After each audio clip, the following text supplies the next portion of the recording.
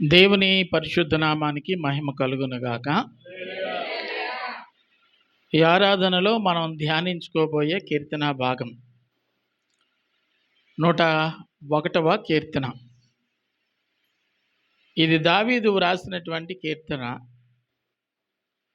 చూడటానికి 8 చరణాలే ఉన్నప్పటికీ ఒక గొప్ప వడంబడికతో ఈ కీర్తన వ్రాసినట్లుగా మనకు కనబడుతూ ఉంది. వడంబడిక అనగా ఒప్పందం. ఎవరితో చేసుకున్న ఒప్పందము అంటే సర్వశక్తిమంతుడైన దేవునితో చేసుకున్న ఒప్పందం. దేవుని ఎదుట తాను తీసుకున్న తీర్మానం, దేవుడితో తాను మాట్లాడుతున్నటువంటి మాటలు. జాగ్రత్తగా దావీదును మనం పరిశీలన చేసినప్పుడు ఎంతో కొంత ఈ కీర్తన మనకు కూడా ప్రయోజనకరంగా ఉంటుంది. బైబిల్లో ఉన్న ప్రతి వచనము అప్పటి కాలపు ప్రజల కొరకే కాకుండా వెనుకటి తరానికి గొప్ప సందేశంగా ఉండేటట్లు దేవుడు సిద్ధపరిచాడు. కాబట్టి దైవ వాక్యాన్ని జాగ్రత్తగా మనం వింటే విశ్వాసం కలుగుతుంది. తర్వాత మనం సంపూర్ణతలోనికి నడిపించబడతాం. దైవ ప్రత్యక్షతను స్వతంత్రించుకోగలుగుతాం. శ్రమలు, శోధనలు, ఇబ్బందులు ఎదురైనప్పుడు అవలీలగా వాటిని జయించగలుగుతాం. వాక్యం మనలో లేకపోతే నీరసించిపోతాం, కుప్పకూలిపోతాం, పతనమైపోతాం. కాబట్టి మనలను ఉత్తేజపరిచేది, ధైర్యపరిచేది దేవుని వాక్యం. ఆ వాక్యము, దేవుని మాట మన హృదయంలో ఉండాలి. మరియా గబ్రియేలు చెప్పిన మాటలు హృదయంలో తలపోసుకొనుచు భద్రం చేసుకొని అని రాస్తుంది. ఆ మాటలు భద్రం చేసుకోవటం వల్ల ముందున్న రోజుల్లో మరియ మీద ఒక నింద వచ్చి పడింది. అదేమిటంటే యవనస్తురాలు, సౌందర్యవంతురాలు, చక్కటి పిల్ల అని మనం అందరం సంతోషపడ్డాం. కానీ ఈ అమ్మాయి పెళ్లి కాకముందే గర్భవతి అయింది.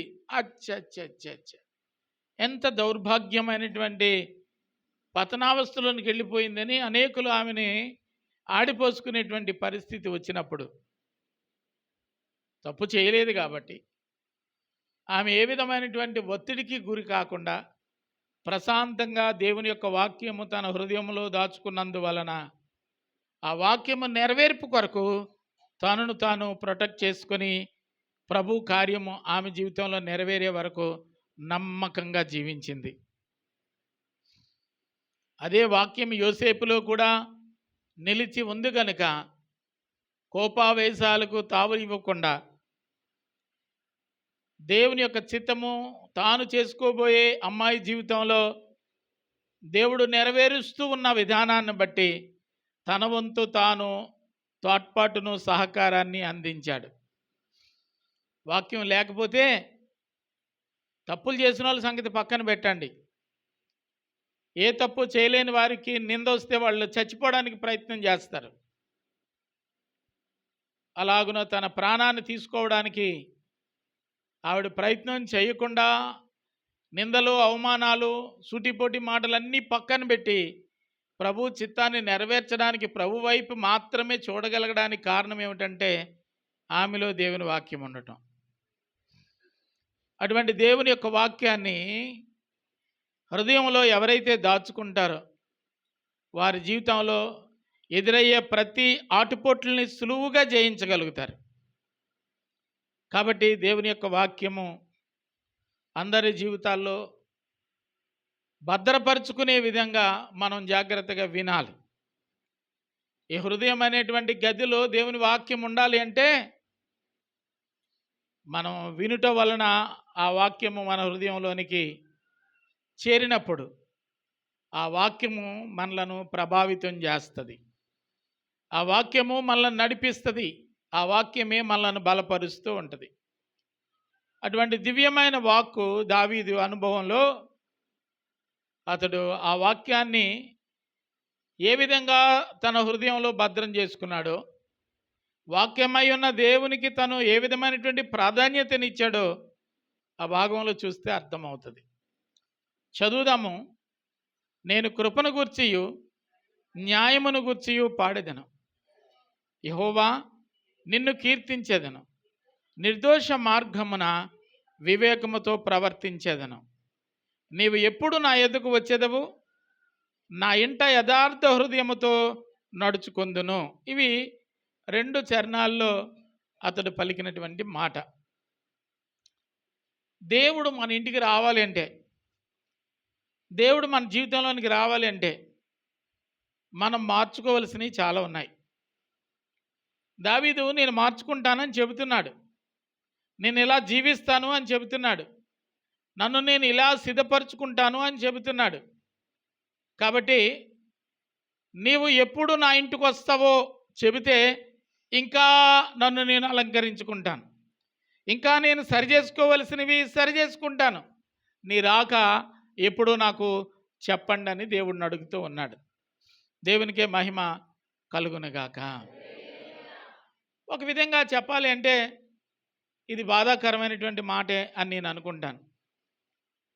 ఎందుకంటే దేవుడు వస్తున్నాడు అనేసరికి మనల్ని మనం సిద్ధపరచుకోవటం, దేవుడు రావటం లేదు అనేసరికి మనం పాత బాణీనే కొనసాగించటం, ఇది విచిత్రమైనటువంటి సంగతి. ఒక అధికారి గ్రామానికి వస్తున్నాడంటే పొలిమర్ల దగ్గర నుంచి గ్రామం వరకు ఎంత శుభ్రంగా ఉంటుందో, అదే గ్రామానికి మనం పోయినప్పుడు ఎంత చక్కగా ఎంత నీట్గా ఉంది అని అనినప్పుడు ఈ గ్రామానికి ఒక అధికారి వస్తున్నాడు కనుక శుభ్రం చేశారు. అప్పుడు అనిపిస్తూ ఉంటుంది, ఆ అధికారి ఎప్పుడు ఈ గ్రామంలో ఉంటే ఈ గ్రామం ఎంత బాగుంటుందో. ఒక అధికారి వచ్చినప్పుడే గ్రామాన్ని అంత చక్కగా అంత శుభ్రంగా పారిశుద్ధ్య కార్మికులు ఎక్కడికక్కడ దాన్ని శుభ్రపరుస్తూ, ప్రతి ఇంటి వారు కూడా రోజు విసిరేసినట్టుగా చెత్త కస వీధులోనికి విసిరేయకుండా జాగ్రత్తగా తమ వీధులను తాను శుభ్రం చేసుకున్నట్లు ఒక అధికారి వచ్చినప్పుడు ఏ విధంగా ఉంటుందో అదే అధికారి ఆ ఊర్లోనే నిత్యము కాపురం ఉంటే ఇంకా ఆ గ్రామము ఆ వీధులు ఎంత శోభాభిమానంగా ఉంటాయో వర్ణించనక్కర్లేదు. పూర్వకాలమందు ఈ అధికారి అయినటువంటి దేవుడు, ఈ సర్వశక్తిమంతుడైనటువంటి దేవుడు, ఈ నిత్యుడగు దేవుడు మనుషునితో ఎల్లవేళలా సహవాసం చేస్తూ ఉండేవాడు. ఏదైనా వనంలో మనం చూస్తాం, ఆదాము అవ్వలతో తండ్రి అయిన దేవుడు సహవసించిన రోజులు. 3వ అధ్యాయంలో కనబడుతుంది, చల్లపూట దేవుడైన యెహోవా ఆదాముతో ఏదెను వనంలో సంచరించుచు ఉండెనని. ఇంకా ప్రతిరోజు ఆదాము అలాగనే దేవుడు సహవాసం చేస్తున్నటువంటి రోజులు. ఎంత మంచి దినాలు, ఎంత మంచి సహవాసమో. ఇక తనతో ఎవరుంటారండి? దేవుడు ఉంటాడు. తనతో ఎవడుంటాడండి? యజమానుడు ఉంటాడు. తనతో ఎవడుంటాడండి? సమస్తమును అనుగ్రహించగలిగినటువంటి వాడు ఉంటాడు. తనతో ఎవడుంటాడంటే ఈ సృష్టిలో జీవరాశులను కలుగజేసిన వాడు ఉంటాడు. కాబట్టి పాము వలన భయం లేదు, క్రూర మృగం వలన భయం లేదు, జలపాతాల వలన భయం లేదు, పర్వతాల వలన భయం లేదు. ఇక భూమి మీద భయం అనేది లేని దినాలు ఆదాము గడుపుతూ ఉండడానికి కారణం ఏమిటంటే ఆదాముతో దేవుడు ఉన్నాడు. నిత్యము ఆదాము దేవుడు సహవాసం చేస్తున్నటువంటి రోజులు. మెల్లిమెల్లిగా దినాలు గడుస్తూ ఉన్న కొలది ఆదాము దేవుని ఉద్దేశానికి భిన్నంగా నడుచుకున్నప్పుడు దేవుడు కోపగించుకొని ఆ ఏదెను వనంలో నుంచి ఆదామును బయటికి పంపించేశాడు. ఆదాము భార్యను బయటికి పంపించేశాడు. మీరు ఎప్పటికీ లోపలికి రాకూడదని కంచె వేశాడు, అగ్ని జ్వాలలు కావలి ఉంచాడు. దేవుని యొక్క ముఖదర్శనం, దేవుని యొక్క ప్రత్యక్షత ఆదాముకి కరువైపోయింది. ఆ తర్వాత ఆదాము విస్తరించడం మొదలుపెట్టాడు, బహుజనులుగా మారడం మొదలుపెట్టాడు, తనకి ఇష్టానుసారమైనటువంటి జీవితాన్ని కొనసాగిస్తూ ఉన్నాడు. ఒక విధంగా చెప్పాలంటే అస్తవ్యస్తమైన బ్రతుకు. హంతకులుగా ఆదాము యొక్క పిల్లలు. క్రూరమైనటువంటి అనుభవంలో ఆదాము యొక్క సంతతి మారిపోయింది. ఇలా ఆదాము యొక్క సంతతి నాశనం అయిపోతూ ఉంటే, మారిపోతూ ఉంటే, ఈ మనుషుల్ని చేసినందుకు నేను సిగ్గుపడుతున్నానని 6వ అధ్యాయంలో దేవుడు తన యొక్క సంతాపాన్ని తెలియజేశాడు. కాబట్టి ఈ జనాంగము సర్వము నాశనం అయిపోవాలి అని అనుకున్నాడు. విత్తనం కావాలి కదా మరలా మొలకెత్తడానికి. పరిశీలన చేస్తే ఒకే ఒక్కడు కనిపించాడు. 7వ అధ్యాయం 1వ వచనంలో, ఈ తరము వారిలో నీవే నీతిమంతుడవు అని నోవాహుతో చెప్పాడు. నోవాహు ద్వారా మరలా దేవుడు ఒక మార్పును తీసుకొని రావాలని ఆశించాడు.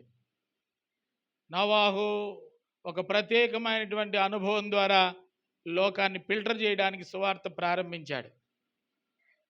ప్రజలు వినలేదు. నోవాహు కుటుంబానికి దేవుడు ఆజ్ఞాపించాడు, ఈ ప్రజల మీదకి నేను ఉగ్రతను పంపబోతూ ఉన్నాను. నీవును నీ ఇంటి వారును నశించిపోకుండా, నీ వార్త వినిన వారు నశించిపోకుండా వారందరూ ప్రవేశించినట్లు ఒక వాడను సిద్ధపరచుకున్నామని చెప్పాడు. వాడలో దేవుడు ఉండి తలుపు గడియ పెట్టేశాడు. ఏదైనా వనంలో మనుషులతో ఉన్న దేవుడు నోవాహు సిద్ధపరిచిన వాడలో నోవాహు కుటుంబంతో దేవుడు ఉండడాన్ని చూస్తాం. నోవాహు కుటుంబంతో దేవుడు ఉన్నాడు గనుక నోవాహు వాడలో ఉన్నవారు ఆకలి వలన కానీ, రోగము వలన కానీ, మరి ఏ విధమైన పరిస్థితుల వలన కానీ అంతమైపోకుండా అంతకు అంత వృద్ధి చెంది వాడలో నుంచి బయటకు వచ్చారు. ఆ తర్వాత మరలా పాపపు అవస్థ భూమి మీద విస్తరించినందువలన అవిధేయులైపోయారు నోవాహు యొక్క సంతతి.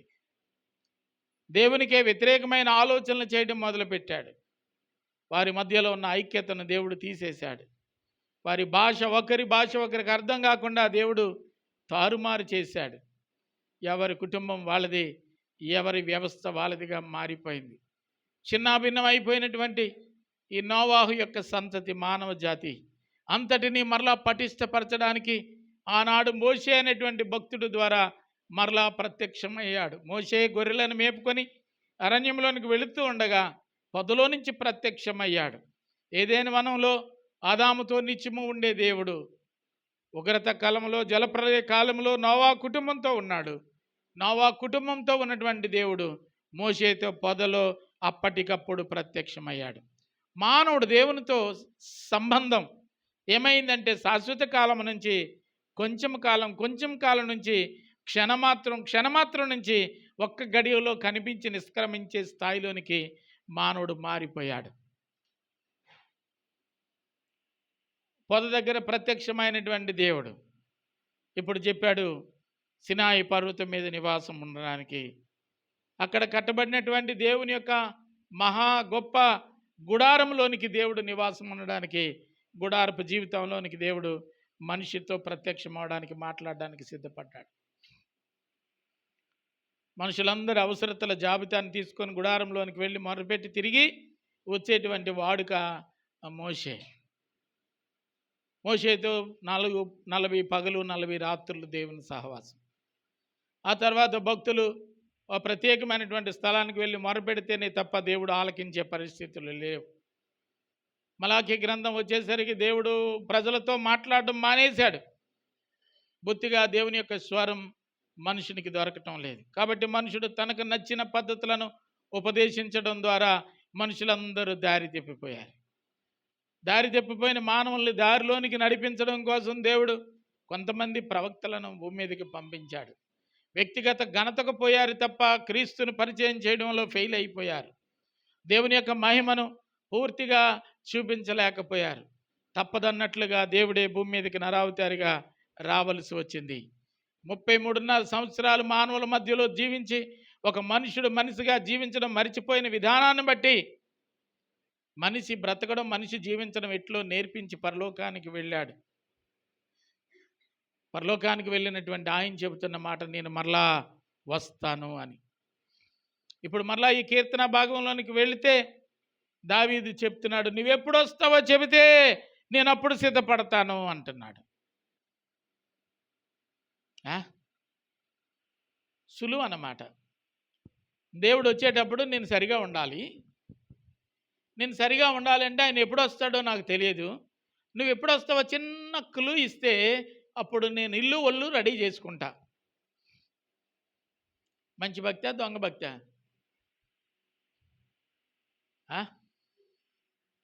మంచి భక్తా, దొంగ భక్తా చెప్పంటారా?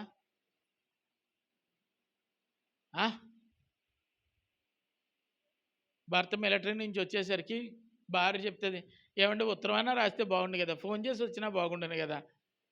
వస్తే అప్పుడు రెడీ చేసేస్తుంది, ఇల్లు వాకిలి పిల్లలందరినీ రెడీ చేసేస్తుంటుంది. రెడీ చేసేస్తుంటే ఆయన అనుకుంటాడు, నేను లేనప్పుడు కూడా ఇంత సౌఖ్యంగానే నా పిల్లలు ఉన్నారేమో అనుకుంటాడు. అంత మాయ, అంత మాయ. అధికారులు ఆఫీస్కి వచ్చినప్పుడు ఆఫీస్ పనితీరు వేరేగా ఉంటుంది, అధికారులు రానప్పుడు ఆ ఆఫీస్ పనితీరు వేరేగా ఉంటుంది. ప్రజలందరూ అధికారి దృష్టిలో పడడానికి, అధికారి ఎదుట మెప్పు పొందడానికి చేస్తున్నారు, కానీ ప్రతి దినము తనను తాను ఒరిజినల్గా, యథార్థవంతులుగా, సత్యవంతులుగా ఉండడానికి ఇష్టపడటం లేదు. కాబట్టి ఆయన అంటాడు, నువ్వు ఎప్పుడు వస్తావయ్యా, ఎప్పుడు వస్తావో చెబితే నేను రెడీ అయిపోతాను అంటాడు. ఈయన చిన్నోడా, యేసుప్రభు ఆయన చిన్నింటోడా అంటాడు, ఆ గడియ ఆ సమయం నాకు తెలియదు, దొంగ వచ్చినట్లుగా ఏ టైంలో వస్తాడో తెలీదు, కాబట్టి నువ్వు ఎప్పుడు రెడీగా ఉండాలని చెప్పాడు. భక్తుడికి దేవుడిచ్చిన సందేశం ఏంటంటే, ఎప్పుడు వస్తాడట? ఎప్పుడైనా వస్తాడు ఆయన. ఎప్పుడు వచ్చినా నువ్వు సిద్ధపాటు కలిగి ఉండాలి.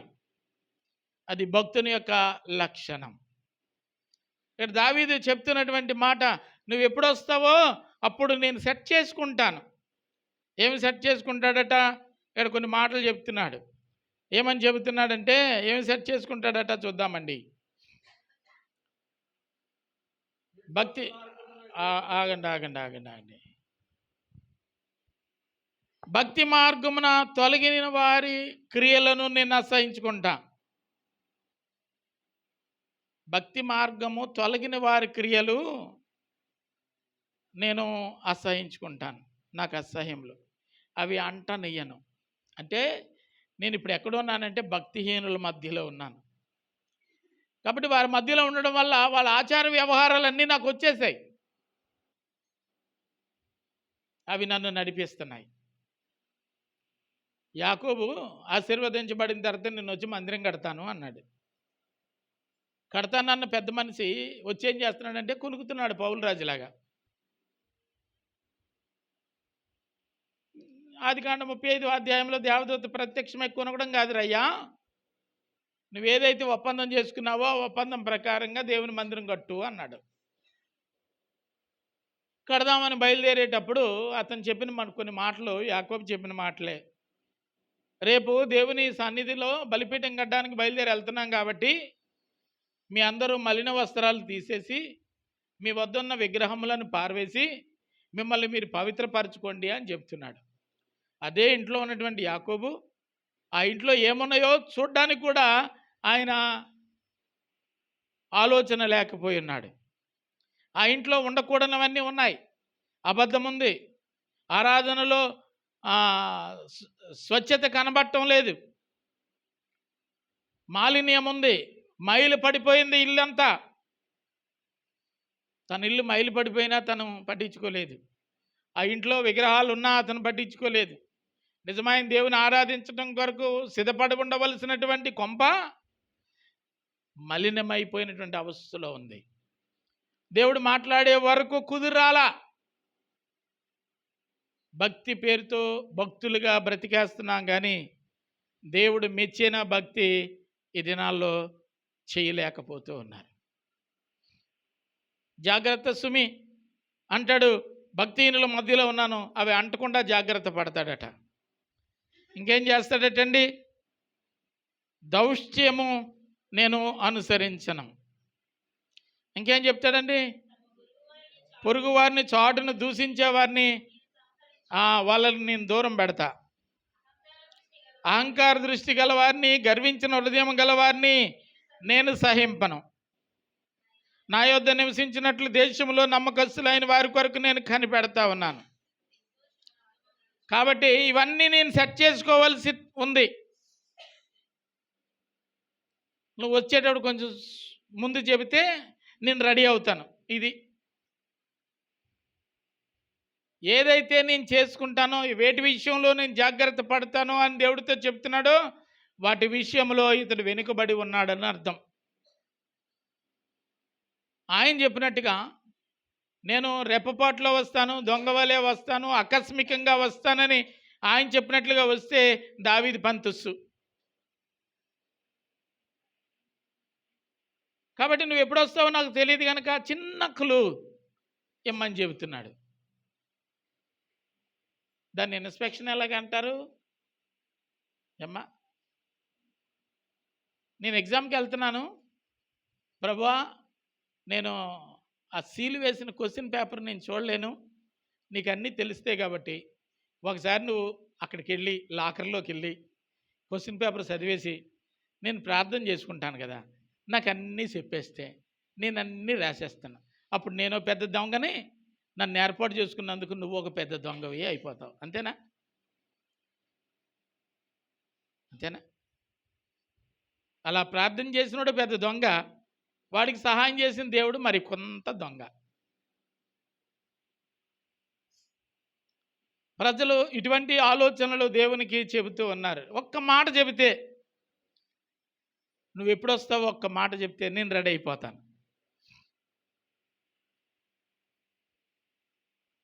చెబితే రెడీ అవ్వడం కాదు, ఆయన ఎప్పుడు వస్తాడో నీకు తెలియదు కనుక ఎప్పుడూ నీవు సిద్ధంగానే ఉండాలి. చీకటి అయిపోయింది, ఇంకేం వస్తాడులే, వెలిగించిన దీపం చమురైపోతుంది, వచ్చినప్పుడు చూద్దాంలే అని చెప్పి ఈ వెలిగించనే లేని పరిస్థితి 5 కన్యకలలో కనబడుతూ ఉంటుంది. ఏమో ఆయన వస్తానంటే వస్తాడు, సిద్ధంగా ఉండాలి అని తమను తాము సిద్ధపరచుకొని దివిటీల్లో చమురు ఏర్పాటు చేసుకొని వెలిగించుకున్న 5 సిద్ధపాటును చూస్తాం. వస్తానన్న గడియలో ఆయన వచ్చేసాడు, సిద్ధపడిన వారిని తీసుకొని వెళ్ళిపోయాడు. ఈ మిగతా 5 కంగారు పడుతున్నారు. కంగారు పడి ఏమంటున్నారంటే, దివిటీలు ఇప్పుడు ముట్టించుకుందామంటే ఆ దివిటీలకి ఏమి లేదటండి, చమురే లేదంట. ఈ వెలుగుతూ ఉన్న దివిటీలు కలిగిన వాళ్ళ దగ్గరికి వెళ్ళి కొద్దిగా మాకు ఇవ్వండి అని అడుగుతున్నారు. ఇక మీకు మాకు సాలదమ్మా, మా దీపం మధ్యలో ఆరిపోద్ది నీకు ఇవ్వడం వల్ల, నువ్వు పిన్నివైతే అవ్వచ్చు, అక్కవైతే అవ్వచ్చు, చెల్లివైతే అవ్వచ్చు, బంధువైతే అవ్వచ్చు, కానీ భక్తి దగ్గర బంధువులు బాంధవ్యాలు పనికిరావు. సిద్ధపడమన్నాడు, మేము సిద్ధపడ్డాం. కరుణ గలవాడు తీసుకొని పోయినప్పుడు వెళ్ళిపోతాం. అదే సిద్ధపాటు నీకెందుకు లేకపోవాలి, వీళ్ళకెందుకు లేకపోవాలి, అందుకే వారు విడవబడ్డారు. ఆ తర్వాత ఆ రాత్రి ఊరంతా తిరిగి కిరాణా కొట్టోడిని లేపి అప్పుడు నూనె సంపాదించుకొని ప్రభువా ప్రభువా తలుపు తీయని వెళ్ళి తలుపు తట్టారు. రాత్రిపూట అన్నీ దొరుకుతాయి అనుకోవడానికి లేదు. మా తమ్ముడికి పెళ్ళి, ఏంటండి పెళ్ళి, రాత్రి 11 గంటలకి జ్ఞాపకం వచ్చిందంట, వాళ్ళకి ఏమి లేదు, కర్పూరపు దండలు లేవని. ఏమి లేవటండి, కర్పూరపు దండలు లేవని. నేను ఎక్కడి నుంచో ప్రయాణంలో ఉన్నాను, ఆ ముందే ఫోన్ చేస్తే బాగుండు. మొత్తం మీద దండలు లేవనేసరికి వస్తూ వస్తూ అలా నర్సీపట్నం వచ్చి, నాకు తెలిసిన, బాగా తెలిసిన పుస్తకాల కొట్లో అమ్ముతారు కాబట్టి అక్కడికి వెళ్ళి తలుపు కొడితే, ఫోన్ చేస్తే, పాస్టర్ గారు మీకు చెప్పకేం కానీ ఆ దండలో కర్పూరం ఉంది కదా, చీకటి పడితే మేము అమ్మమండి అన్నారు. కొన్ని అమ్మరట, కుంకుమ అమ్మరట, కర్పూరం అమ్మరట, ఉప్పు అమ్మరట, అండ్ కొన్ని అమ్మరు. అంతదాకెందుకు, పక్కింటోడు వచ్చి బోర్లో నీళ్ళు కొట్టుకుంటానంటే చీకటి అడితే రానివ్వరు, గడెట్టేస్తారు. కేజీ బియ్యం మీద అడిగారా నిన్ను, ఇలాగా ఒక నొక్కు నొక్కితే పైపులో నీళ్ళు వస్తాయి, నీళ్ళు కూడా ఇవ్వరు. మరి ఈ రాత్రి పరిగెత్తి పరిగెత్తి పరిగెత్తి ఎన్ని తలుపులు కొట్టుంటారో కొట్టారు. మొత్తం మీద దివిటీలో ఎక్కువ డబ్బులు వస్తే అమ్మేసుకునేవాడు ఉంటాడు, సిద్ధాంతాలకు సంబంధం లేకుండా. అలాంటి ఎవడో దొరుకుంటాడు. మొత్తం మీద సంపాదించుకొని తలుపు కొడతా ఉన్నారు. దొరగారి తలుపు పని జరగల. ఫలితం దక్కలే. ఈ ప్రయాస ఇప్పుడు కాదు నువ్వు పడాల్సింది, ఎప్పుడు పడాలి? మొదటి నుంచి ఉండాలి. ఆ గడియ సమయం నాకు తెలియలేదని చెప్తున్నా కనుక సెకండ్ ఛాన్స్ వస్తుంది, పో సిద్ధపడండి అని చెప్పాడు. దేవుడు కనికరం కలిగిన వాడే కానీ సిద్ధాంతాన్ని మార్చేవాడు కాదు. రూల్స్ వ్యతిరేకంగా తనకి ఎప్పటికప్పుడు మార్పు చేసేటువంటి వాడు కాదు ఆయన. సిద్ధపడాలంటే సిద్ధపడాలంతే. అర్థమైందా? 8 గంటల నుంచి 9 గంటల వరకు టిఫిన్ ఏర్పాటు చేస్తాము, ఆలోగా వచ్చినటువంటి వారికి టిఫిన్ అని చెప్తారు. 9:30 అయిన తర్వాత మిగిలింది ఏం చేయమంటారని పనులు అడుగుతారు. ఎందుకంటే తెప్పాల అవసరం అంటే ఇంకెవరు రారులే, మనం చెప్పిన టైం అయిపోయింది, దాన్ని కుడితిలో పోసేసేయండి, తెప్పాలలో వాడుకోండి. 10 గంటలకు వచ్చి టిఫిన్ అడిగితే ఎంత తప్పో, చెప్పిన మాట భక్తి సంబంధంగా వినకపోతే కూడా అంతే తప్పు. ఈయన అంటాడు, అయ్యా చిన్న క్లూ ఇస్తే నేను రెడీ చేసేసుకుంటాను, ఇదంతా రెడీ చేసుకుంటాను. ఆయన 4 మాటలు అంటాడు. 3-4 చరణాల్లో ఏమంటాడంటే, నేను అంటనియను, అనుసరించను, ఉంచుకొనను, సహించను అంటాడు. ఏమేమి విషయాల్లో ఆయన అంటాడు? 3వ చరణంలో ఉంచుకొనను అంటాడు. అది 2వ లైన్లో అంటనీయను అంటాడు. ఏమంటనీయుడు? అసహ్యములు అవి నాకు, భక్తిహీనులు భక్తి మార్గము తొలగిన వారి క్రియలు నాకు అసహ్యం అంటాడు. ఏ దుష్కార్యము నేను ఉంచుకోను అంటాడు. దౌష్యము నేను అనుసరించను అంటాడు. అహంకార దృష్టి గలవారిని, గర్వించిన హృదయం గలవారిని నేను సహించను అంటాడు. ఇవన్నీ నేను సిద్ధపడాలి. నువ్వు ఎప్పుడు పడితే అప్పుడు వచ్చేస్తే ఎలాగూ కుదురుతుందా? ఛాన్స్ దొరుకుతుందా? ఏమండి? అయినా కానీ దేవుడు ఆలస్యం చేస్తూనే ఉన్నాడు. ఎందుకు ఆలస్యం చేస్తున్నాడంటే అందరూ అంతటా మారు మనసు పొందాలని. వ్యవస్థ ఎలా ఉందంటే వీడు మారుతాడు కదా అని అనుకుంటే వాడు చెడిపోతున్నాడు. దేవుని రాకడ గురించి గట్టిగా గొంతెత్తి ప్రసంగం చేస్తే ఒకడు చెప్తున్నాడు, ఏమంటాడంటే, మా తాత కూడా ఇదే మాట చెప్పాడు కానీ దేవుడు రాలేదు, మా నాన్న కూడా ఇదే మాట చెప్పాడు కానీ దేవుడు రాలేదు, నువ్వు కూడా ఇదే మాట చెప్పి వెళ్ళిపోతావు, దేవుడు రాడా. ఎందుకు ఆలస్యం చేస్తున్నాడంటే ఆయన వస్తే కనబడని భక్తి లక్షణాలు మనుషుల్లో అమితంగా ఉన్నాయి. ఆయన వస్తే నిలవగలిగిన వారు ఎవరు లేరు. ఆయన నరులారా తిరిగి రండి అని చెబితే నేను సైతం అని ప్రభు యొక్క స్వరం విని ఎత్తబడే స్థితిలో ఎవరు లేరు. ఆలోచనలు తప్పిపోయారు, మనసు చెడిపోయింది, హృదయం కకావికలం అయిపోయింది, దోషభరితమైనటువంటి పరిస్థితి, నేను పాపంతో సంపూర్ణంగా మునిగి తేలుతున్నటువంటి అవస్థ, పరిశుద్ధత లేదు, కొంచెమైనా లేదు, సిద్ధపడ్డ వాళ్ళు లేరు, కొద్దిమంది అయినా లేరు. ఇటువంటి బాధాకరమైనటువంటి అవస్థను రక్షించడానికి ఆయన ఆలస్యం చేస్తూ ఉన్నాడు. కొన్ని మాటలు చదువుదాం. మత్తయి సువార్త 24వ అధ్యాయము 42-44 వచనాలు ఎవరైనా చదవండి. 24వ అధ్యాయం 42-44 వచనాలు.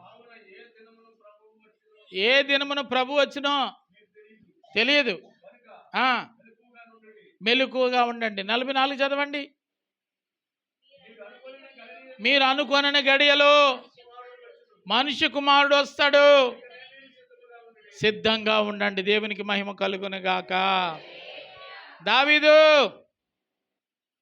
దావీదు లాంటి భక్తులారా, దేవుడు మీతోనే చెబుతున్నాడు, నువ్వు ఎప్పుడు వస్తావో చెప్పు, మేము రెడీ అవుతాము అంటే ఆయన ఏం చెబుతున్నాడు? అనుకోనని గడియలో ఆయన వస్తాడు. కాబట్టి ఎప్పుడు వస్తాడో తెలియదు, కాబట్టి ఏం చేయాలటండి? మెలకువగా ఉండాలి. 2వ పేతురు రాసినటువంటి పత్రిక, పేతురు రాసిన 2వ పత్రిక 3వ అధ్యాయం 12వ వచనంలో కూడా ఆయన ఏదో చెప్తూ ఉన్న మాట జాగ్రత్తగా చదువుదాం త్వరగా. చదవాలి. 2వ పత్రిక 3వ అధ్యాయం 12వ వచనం. ఆ, ఆ, ఆ, ఆ. పరిశుద్ధమైన ప్రవర్తనతోనూ భక్తితోనూ ఎంతో జాగ్రత్త గలవారై దేవునికి మహిమ కలుగును గాక. ఆయన వస్తూ ఉన్నాడు.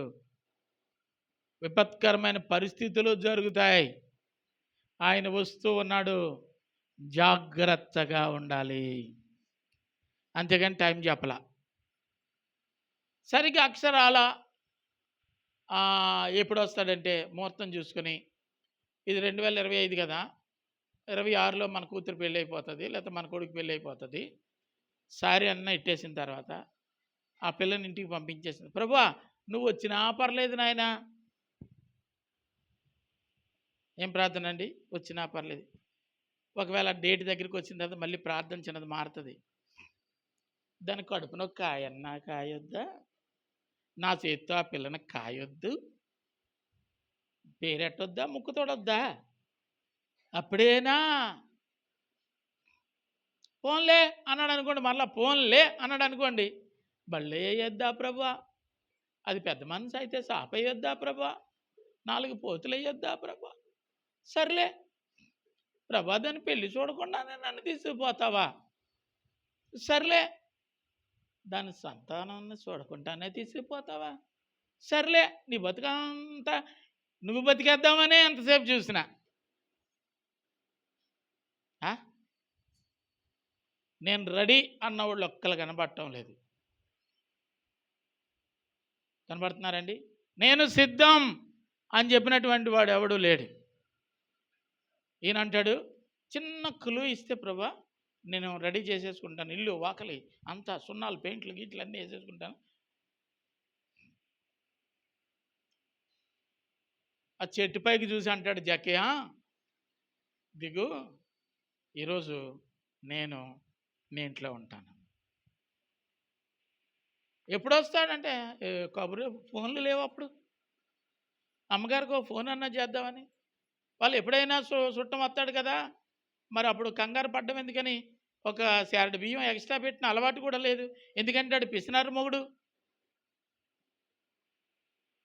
4 కలిగిన వాళ్ళు 5వ మనిషికి భోజనం ఉండేలాగా ఉండేవాళ్ళు ఎవరు ఉన్నారో ఒకసారి చేయి చూపించండి. అంటే మీ ఇంటికి నేను ఎప్పుడు వచ్చినా నాకు భోజనం దొరుకుతుంది అన్నమాట. అవునా కదా? ఎందుకు ఎక్స్ట్రా వండుతున్నారమ్మా? ఎందుకు ఎక్స్ట్రా వండుతున్నారు? ఏ సమయంలోనైనా ఏ బంధువైనా మా ఇంటికి వస్తే అప్పుడు కంగారు పడకుండా భోజనం రెడీగా ఉంటే మంచిదని. అంతేనా? అంతేనమ్మా? ఇక 4 3 చేతులు లెగిసాయి. మిగతా వాళ్ళందరూ 4 అంటే 4కే సరిపోయేటట్టు వండుకుంటున్నట్లుంది. అంతే కదా వాళ్ళ అర్థం? అంటే మీరు పిసినారులని నేను అనను. వృధా చేయడం ఎందుకు? మన ఇంటికి ఎవడ వస్తాడేటి? మనం ఎవడింటికన్నా వెళ్తేనే కదా మన ఇంటికి ఎవడైనా వస్తాడు. కాబట్టి మన ఇంటికి ఎవడు రానప్పుడు మనం ఎందుకు వండి కాలువలో పోసుకోవాలి అని కొంచెం జాగ్రత్తగా ఉండే పరిస్థితులు. ఆ మధ్య ఒక తగుకి వెళ్ళాను. ఆ తగుతాలకు సారాంశం ఏంటంటే, భార్య భర్తలు ఇద్దరు చెప్తున్నారు, నాకు ఆ మొగుడు వద్దండి అంటుంది ఆవిడ. వద్దు కాకపోతే పోనీనండి అంటున్నాడు మొగుడు. అసలు మీ ఇద్దరికి గొడవ ఎందుకు వచ్చిందిరా అంటే, 10 రూపాయలు వంకాయలు కొని వారం అంతా చేయమంటాడండి, నేను ఎక్కడ చేయనండి అంటుంది ఆవిడ. 10 రూపాయలు వంకాయలట, వారం అంతా చేయమంటాడట. ఏమండి టీ తాగాలనుంది, తలనొస్తుంది, పాలు తిండంటే కిందటి వారం తెచ్చిన పాల ప్యాకెట్ అప్పుడే అయిపోయిందా అంటాడట. ఎప్పుడుదటమ్మా పాల ప్యాకెట్? కింద వారం. నేను తాగలేదు కదంటే, నువ్వు తాగవు మరి నేను తాగుతాను కదా, మరి నిన్ను ఎవడు పెట్టేసుకోమన్నాడు? వచ్చేటోడు పంచదార తింటే అప్పుడైపోయిందా? 1/2 కేజీ తెచ్చాను కిందటి నెలలోని, అప్పుడైపోయిందా? సీఎంలు ఎత్తుకుపోయినా ఎత్తుకుపోతాయి 1/2 కేజీ పంచదార. చాలామంది సిద్ధపాట్లు బాబోయ్ ఈ మొగుడుతో నేను ఏగలేను. వాడంటాడు కూర్చొని తింటే కొండలన్నా తిరిగిపోతాయి, ఇలా దుబారా చేసేస్తే ఎలాగా, గుత్తం చేసుకోవద్దా? మరి గుత్తం చేసుకోవడం అవసరమే, మరీ ఇంత గుత్తం చేస్తే ఎలాగూ? చివరికి విడిపోయారు ఇంక సెట్ అవ్వలా.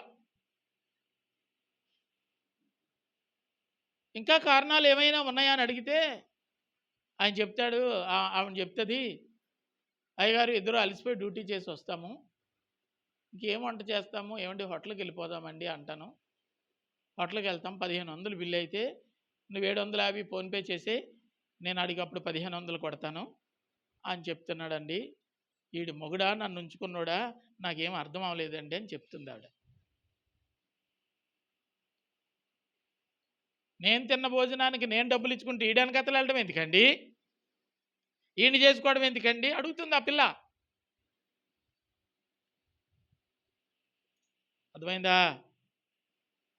విచ్ఛిన్నం అయిపోయాయి కుటుంబాలు. ఇక్కడ నేను చెప్తున్న మాట ఏమిటంటే, ఆడింటికి ఆవిడ వచ్చే అలవాట్లేదు. ఎవడింటికి? జక్కయ్య ఇంటికి ఆవిడ వచ్చే అలవాట్లేడు. మంచి సాక్ష్యం కలిగినాడు జక్కయ్య. పాపి అయినా ఈ మనుష్యుడితో ఈయన ఎందుకు వెళ్తున్నాడని శిష్యులే అభ్యంతరం పెట్టారు. అర్థమైందా? మంచి సాక్ష్యం లేనాడు. ఇక నా ఇంటికి ఎవడొస్తాడులే అనుకున్నటువంటి పరిస్థితులు. ఆయన ఇంటికి ఎవరు వస్తానని చెప్తున్నారండి? దిగు, నేను ఈరోజు నీ ఇంటి దగ్గరే ఉంటానన్నాడు. అంటే మనం ఆరాధించే దేవుడు చెప్పా చేయకుండా ఆయన నీ గృహాన్ని దర్శించడానికి ఇష్టపడుతున్నటువంటి వాడు. దావీదు అంటాడు, ఒక్క మాట అయినా చెప్తే బాగుండను కదా, ఎసరెట్టెద్దును. యేసు ప్రభువును జక్కయ్య ఇద్దరు కలిసి నడిచి వెళ్తున్నారు. జక్కయ్య పొట్టోడు, జబర్దస్త్ సీరియల్లో నరేష్ లాగా జక్కయ్య నడిచి వెళ్తున్నాడు, యేసుప్రభు ఆజానుబావుడు నడిచి వెళ్తున్నాడు. పక్కన ధైర్యంగా ఉన్నప్పుడు ఈ నాటకం మారుతుంది. ఇలా నడుచుకుంటూ వెళ్తే ఏమే అంటున్నాడేమో బహుశా ఇంటికి వెళ్ళిన తర్వాత మాట సౌండ్ గట్టికొస్తుందేటి మా ఆయింది అని అనుకుని ఉంటుంది. ఎవరు వచ్చారో చూసావా? ఎవరు వచ్చారు? సృష్టికి కర్త అయిన సర్వశక్తిమంతుడైన యేసు మన ఇంటికి వచ్చాడు. అయ్యో ఒక్క మాట అయినా చెప్పుకుంటే, కసవలన్నా దుడుచుకుందినే, ఒక్క మాట అయినా చెప్తుంటే, టీవీ అన్నా ఆపుకుందినే, ఒక్క మాట అయినా చెప్తుంటే, చెప్పడానికి టైం లేదు. చెప్పకుండానే వచ్చే దేవుడు నేను తెలుసుకున్నాను అన్నాడు ఆయన. దేవునికే మహిమ కలుగును గాక. హల్లెలూయా. అందుకే ఆయన ఎప్పుడు వస్తాడో తెలదు కాబట్టి 11 గంటల దాకా నైటీలతో ఉండకండి.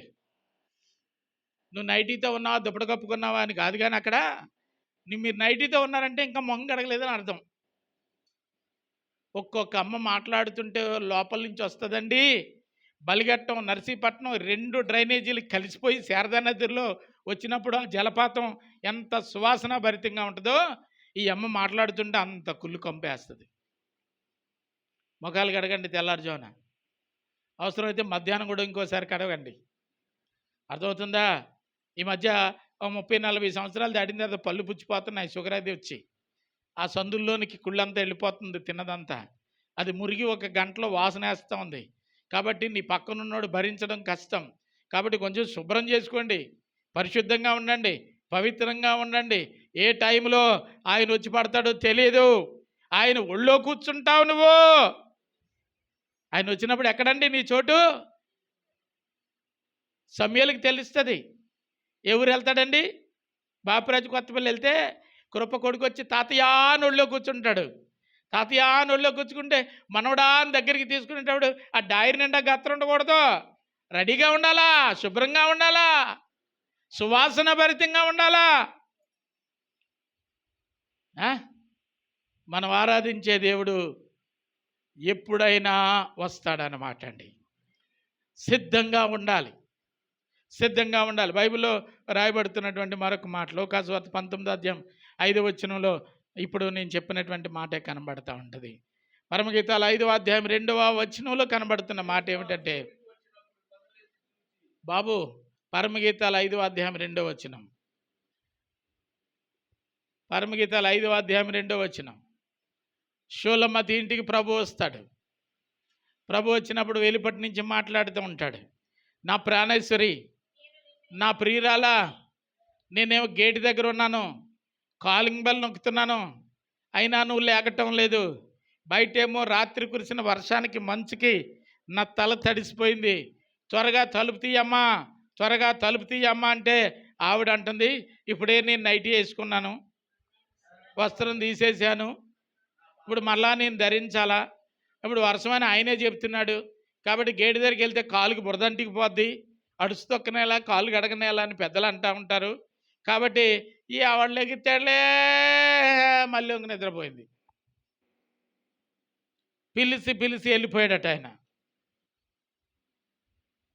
ఆయన రాక నీకు తెలియదు కనుక ఆయన వస్తాడు. కాబట్టి నీవు ఎలా ఉండాలి తెలుసండి? మెలకువగా ఉండాలి, మూగానులో ఉండాలి. మూగానంటే పడుకున్నట్టు ఉండాలి, మెలకువగా ఎప్పుడు పిలిస్తే అప్పుడు పలికేటట్టు ఉండాలి. ఇక ఫిక్స్ అయిపోకూడదు, నేను తెల్లారుజాక నేను లేగను, చిన్నోడా సెల్ సైలెంట్లో పెట్టాయి, పెద్దోడా సెల్ సైలెంట్లో పెట్టాయి, చిన్న కోళ్ళ టీవీ సౌండ్ రాకూడదు, లైట్లన్నీ ఆపేయండి, ఎవడు నా గదిలోకి రాకూడదు, ఎందుకంటే నేను తెల్లారుజాక నన్ను ఎవడు లేపకూడదు. మధ్యరాత్రిలో ప్రభు వస్తే ప్రతి క్రైస్తవుడు చీమ చిటికమంటే లేచేటంత మెలకుగా ఉండాలి. ఒకవేళ లేదు నేను తెల్లారుజాము దాకా లేగను, నాకు నిద్ర అంటే బాగా ఇష్టం, నువ్వు అలాగే నిద్రపోతే అలా నిద్రపోతూ ఉంటే భార్య దొంగదైపోతుంది, కొడుకులు దొంగలైపోతారు, పిల్లలు ఇంట్లో నీ ఇంటి వారు అందరూ దొంగలైపోతారు. ఎందుకంటే నేను లేగడు కదా, ఏం పర్లేదు, బీరువా తీసినా లేగవు, తలుపు చప్పుడైనా లేగవు, కర్రుమన్నా నువ్వు లేగవు. దానివల్ల అటు నష్టం ఉంది, ఇటు నష్టం ఉంది. అందువల్ల నీవు ఎలా ఉండాలి తెలుసా? మెలకువగా ఉండాలి. నేను కనుక మంచం ఎక్కితే తెల్లారాలి కానీ నాకు తెలుగు రాదన్న వాళ్ళు ఒకసారి చేసి చూపించండి. అందరూ చటాలు లెగిస్తారన్నమాట. మరి లెగిస్తే తెల్లవారుజామున ప్రార్థనకి ఎందుకర్రా రావట్లేదు? ఈ ముందు వరుస, వెనక వరుస, ఆ తర్వాత వరుస, ఆ తర్వాత వరుస, చివరి వరకు ఉన్నవాళ్ళు మీరు అంతా చీమసిటికమంటే లేచేవాళ్ళు ఎందుకు లేవట్లేదు? అందరూ కలిసి ప్రభుని స్తుతిద్దామని చెప్తే ఎందుకు మీరు ఆన్ చేయట్లేదు మీ మొబైల్స్ని? దొంగలో నిజం చెప్పం, అబద్ధమే ఆడతాం. ఇక్కడ రాయబడినటువంటి మాట, ఆయన షూలమ్మతిని దర్శించడానికి ఆయన తెల్లవారుజామున వచ్చాడు, చెప్పకుండా వచ్చాడు. అపోస్తల కార్యం 2వ అధ్యాయం 2వ వచనంలో కనబడుతున్న మాట. అపోస్తల కార్యం 2వ అధ్యాయం 2వ వచనంలో,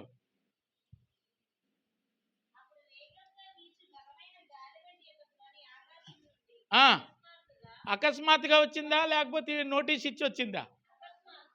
అమ్మా అకస్మాత్ అంటే ఏంటి? ఇంగ్లీష్లో చెప్తున్నాడు, సడన్ గాని. ఇక తెలియదు మనకి, ఊహకు మించని పరిస్థితి, సడన్ అంతే. తలుపు తీసేసరికి ఎవరున్నారు? అకస్మాత్తుగా ఆయన వస్తాడు. మార్క్స్ వార్త 13వ అధ్యాయం 36వ వచనంలో కూడా అదే మాట కనబడుతుంది. 13:36 మార్క్స్ వార్త. త్వరగా పిల్లలు, మీరు ఇంటి దగ్గర బైబిల్ చదవటం లేదరా, అందుకే పేజీలు.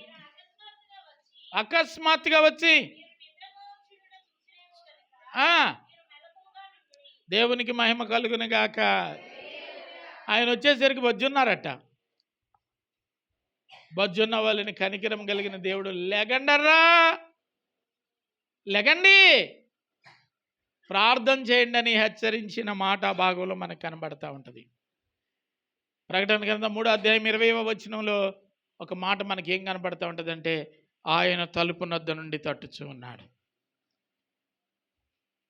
చదవండి. తట్టుచున్నాను, నా స్వరం విని తలుపు తీసిన ఎడల నేను అతనితో ఆయన ఇంట్లోనికి వచ్చి భోజనం చేస్తాం. ఎంత అదృష్టమో నీతో కలిసి భోజనం చేయడానికి, నీ ఇంట్లో ఆయన సహవాసం చేయడానికి, బస చేయడానికి, ఇష్టపడుతున్నటువంటి దేవుడు. నా దేవుడు నాతో ఉండడానికి ఇష్టపడుతున్నాడు.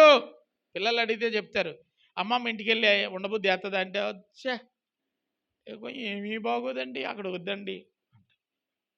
మాయగారింటికి, అమ్మ బాబోయ్ అత్త మంచిది కాదు. కొన్ని ఇళ్లల్లో మనం ఉండడానికి అనుకూలత ఉండదు. కొన్ని ఇంట్లో బాత్రూమ్స్ ఉండవు, కొన్ని ఇంట్లో సరిగా వసతులు ఉండవు, కొన్ని ఇంట్లో తలగాళ్ళే దుప్పట్లే ఉండవు. ఉండలేమో అంటాం మనం. అంతంత మాత్రపు బ్రతుకులు కలిగిన మనమే అన్ని చోట్ల ఉండడానికి ఇష్టపడం. సర్వశక్తిమంతుడైన దేవుడు, దేవుని కుమారుడైన క్రీస్తు, సర్వము కలిగిన వాడు, ఈ భూప్రపంచాన్ని అవును కలుగునుగాక అంటే కలుగజేసినటువంటి శక్తి సంపన్నుడైనటువంటి దేవుడు, ఆయన భక్తుడిగా ఉండడానికి ఇష్టపడుతున్నానని ఒకే ఒక్క తీర్మానాన్ని బట్టి నీతో ఉండడానికి ఇష్టపడుతూ ఉన్నటువంటి దేవుడు ఆయన. ఆయన చెప్తున్నాడు, నీతో ఉంటాను, నీతో ఉంటాను, నీతో ఉంటాను, మీ ఇంట ఉంటాను, మీతో సహవాసం చేస్తానని చెప్తున్నాడు. అది ఎప్పుడో చెప్పు ప్రభువా, ఈలోగా నేను రెడీ అయిపోతాను. ఇలాంటి ప్రార్థనలు చాలామంది చేస్తారు. అది ఎప్పుడో చెప్తే నేను వడ్డీకి ఇచ్చాను, వసూలు చేసేసుకొని కూతురికి అంతా అప్పగించేసి వస్తాను.